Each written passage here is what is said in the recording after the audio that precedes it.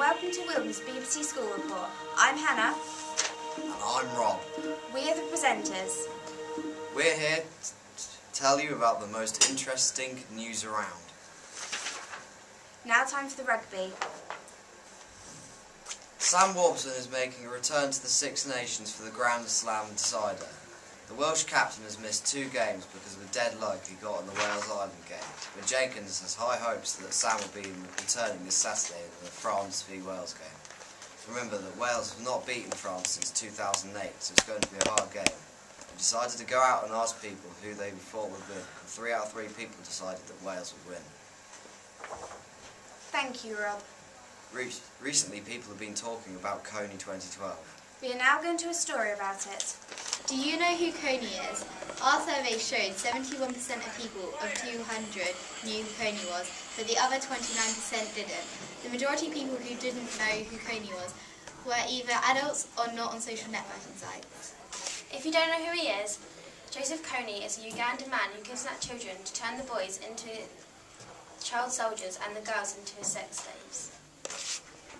There is a video on YouTube about Joseph Coney which shows the story of a Ugandan boy who'd been kidnapped by Coney and promotes Coney 2012. It currently has over 78 million views. The video has been made to raise awareness of what Coney is doing. Many people believe that they are wasting money raised on making videos and only a third of the money to actually help the children.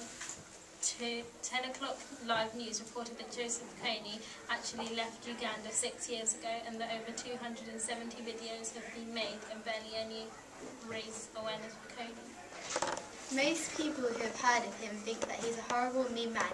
Some think he should be shot. From the people we asked, most of them think awareness should be raised from posters being put up and support being shown. 20 celebrities and 12 politicians already support Stop Coney 2012. Back to the studio. Thank you for that very touching story. Lately, there's been a new subway opened in Budgeons in Hedge End. We go to Kim for the full story.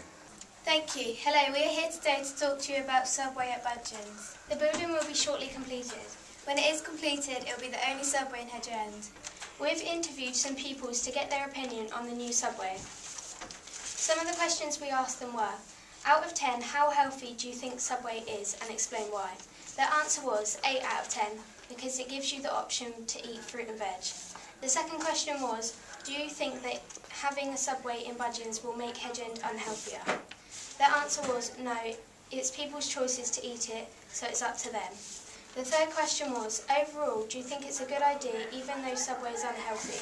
Their answer was yes, there isn't one in Hedge End already. Thank you, Kimberly. Here are some more popular answers to our questions. We asked Lauren, a relative towards the manager of Budgeons, what made you come up with the idea of putting Subway in Budgeons? She replied, because Subway is very popular and we could do with one in Hedge End. Also, do you think that Subway will help Budgeons' publicity? Yes, because it will bring in more money and more customers. Will people get overweight by eating Subway? They could, depending on how much they eat, but that is up to them.